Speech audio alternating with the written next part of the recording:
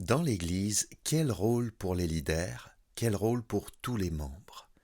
Certaines églises surestiment le rôle des leaders et sous-estiment le rôle des membres. Dans d'autres églises, c'est l'inverse. On empêche les leaders de jouer leur rôle. Ce texte nous présente la juste perspective. C'est le deuxième et dernier épisode consacré au texte d'Éphésiens 4, 7 à 16, intitulé « La diversité au service de l'unité et de la maturité ». Je rappelle simplement qu'on est au début de la partie pratique de la lettre aux Éphésiens qui décrit la vie de l'Église sur terre. Et avec ce sujet, on a effectivement les pieds bien sur terre. La dernière fois, on a surtout parlé de diversité à partir du verset 7. Diversité à la fois parmi les membres de l'Église, puisque chacun a reçu une part différente dans l'œuvre de Christ. Diversité aussi parmi les leaders donnés à l'Église, apôtres, prophètes, prédicateurs de l'Évangile, bergers, enseignants. Au début de notre texte, les projecteurs étaient donc braqués sur la diversité, mais dans la suite du texte, du verset 12 au verset 16, on découvre que cette diversité, elle est au service de l'unité et de la maturité du corps. D'abord au verset 12, Paul nous dit pourquoi Christ a fait don de ses leaders à l'Église. Je lis le verset 12. Il a fait don de ces hommes pour que les membres du peuple saint soient rendus aptes à accomplir leur service en vue de la construction du corps de Christ. L'objectif de Christ est clair, pour que les membres du peuple saint soient rendus aptes à accomplir leur service. Autrement dit, le rôle des leaders, ce n'est pas de faire tout le service eux-mêmes, c'est plutôt de rendre les chrétiens aptes au service, c'est-à-dire de les former, de les préparer, de les équiper, puis de les mettre au travail. Pour les leaders, cela implique le fait d'être des modèles que tous les chrétiens peuvent observer et imiter.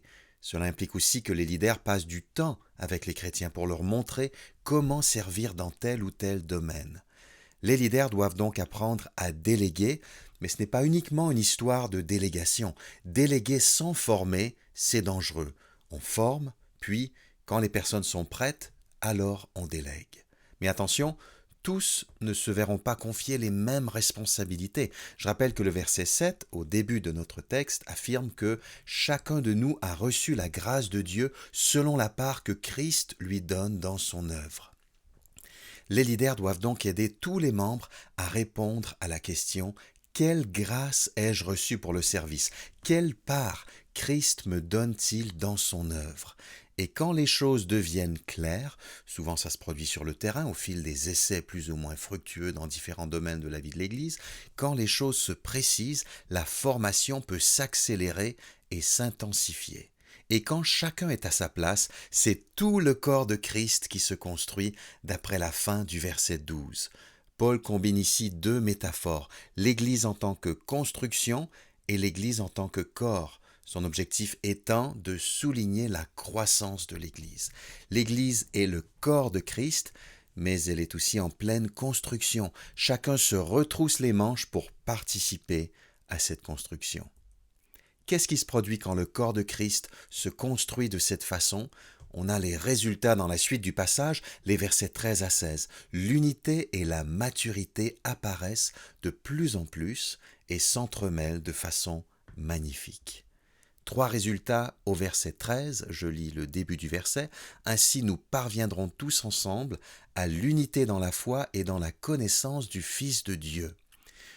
Plus tôt dans ce chapitre, Paul a affirmé que l'unité existe déjà et qu'il nous suffit de la conserver. Éphésiens 4, 3.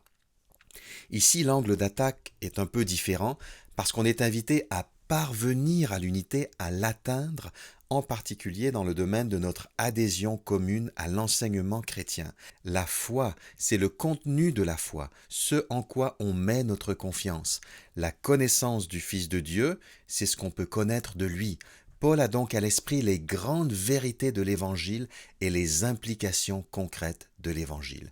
Tout cela nous réunit.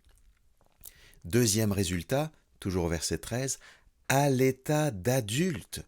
Il s'agit ici d'une maturité collective qui sera atteinte et que Paul mettra en contraste avec les personnes immatures du verset 14. On y arrive. Troisième résultat, à la fin du verset 13, à un stade de maturité où se manifeste la plénitude qui nous vient de Christ. En Éphésiens 1, 23, on a vu que c'est dans l'Église que se manifeste la plénitude de Christ ou de Dieu. Ici, comme d'ailleurs en 3.19, l'expérience collective de la plénitude de Christ est un objectif à viser et à atteindre.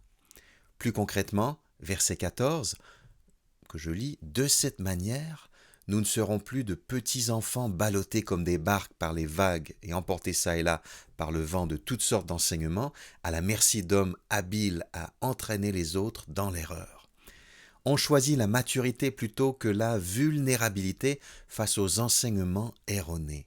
Des enseignements trompeurs et dangereux, il y en avait à l'époque et il y en a encore aujourd'hui. Quels sont-ils? Qu'est-ce qui menace l'attachement de l'Église à la vérité? Chaque communauté locale doit répondre à cette question en fonction de son environnement, de sa situation propre. Verset 15. Au contraire, en exprimant la vérité dans l'amour, nous grandirons à tous égards vers celui qui est la tête, Christ. Exprimer la vérité ici, ce n'est pas tout simplement ne pas mentir ou dire ce qui est vrai. Paul fait référence à la vérité de l'Évangile. En Éphésiens 1.13, il appelle l'Évangile le message de vérité. On a ici une image très concrète et très positive de l'Église locale. Que font les chrétiens entre eux? De quoi parlent-ils? Pas seulement de la pluie et du beau temps ou de l'actualité, ils se redisent la bonne nouvelle les uns aux autres. Voilà leur actualité prioritaire, c'est cette nouvelle-là qui les intéresse le plus. En d'autres mots, dans l'amour, les chrétiens se rappellent les uns aux autres qu'ils sont aimés de Dieu et pardonnés par Jésus-Christ. Laissé à soi-même, on est porté à douter de l'amour de Dieu, à remettre en cause son pardon. Se prêcher l'évangile à soi-même, c'est indispensable, mais ça ne suffit pas.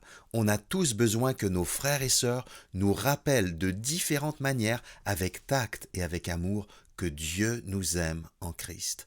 C'est cela qui nous fait grandir vers celui qui est la tête ou le chef de l'Église, Christ.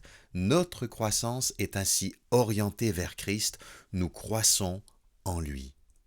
Verset 16. C'est de lui que le corps tout entier tire sa croissance pour s'affermir dans l'amour. Je m'arrête là pour l'instant.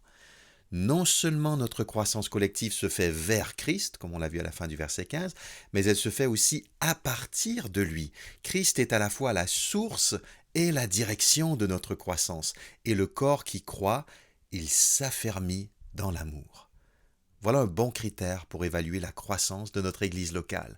Au-delà des chiffres, au-delà des apparences, au-delà des programmes, est-ce que notre Église s'affermit dans l'amour? La croissance de l'Église, selon ce texte, elle est qualitative avant d'être quantitative. Bien sûr, l'une n'empêche pas l'autre, et il serait ridicule de célébrer l'absence de croissance numérique, mais choisissons bien nos priorités. Fin du verset 16.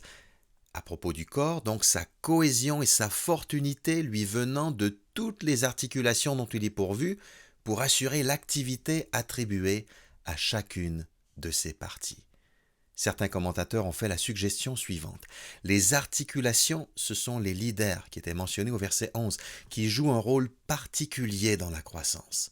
Les articulations du corps guident certains mouvements, elles stabilisent, elles orientent les diverses parties du corps. Fin du verset 16, elles assurent l'activité attribuée à chacune de ces parties. Cette interprétation est tout à fait plausible et elle a l'avantage de bien résumer l'ensemble du texte Éphésiens 4, 7 à 16 en insistant à la fois sur le rôle particulier des leaders, qui sont les articulations du corps, et sur la place unique de chacune des parties du corps. Chaque membre a son importance. Quel est le message central de ce texte?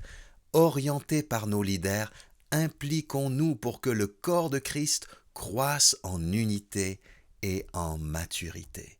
Reconnaissons que nos leaders jouent un rôle stratégique et indispensable. Ils nous orientent, ils nous équipent, ils nous aident à trouver notre place. Mais ne les laissons pas faire tout le travail, d'ailleurs ce serait décourageant pour eux. Appuyons-les, soutenons-les. Demandons-leur comment on peut s'engager. et ayons l'humilité de les laisser nous former ou nous orienter vers des formations. Invitons-les à nous faire des propositions de service dans l'Église. Ils sont là pour ça. Et l'objectif, ce n'est pas premièrement mon épanouissement personnel et ma valorisation, c'est d'abord le bien et la croissance de toute l'Église en unité et en maturité. En général, c'est ce que les leaders ont à cœur. Ils ont une vue d'ensemble qu'on n'a pas toujours.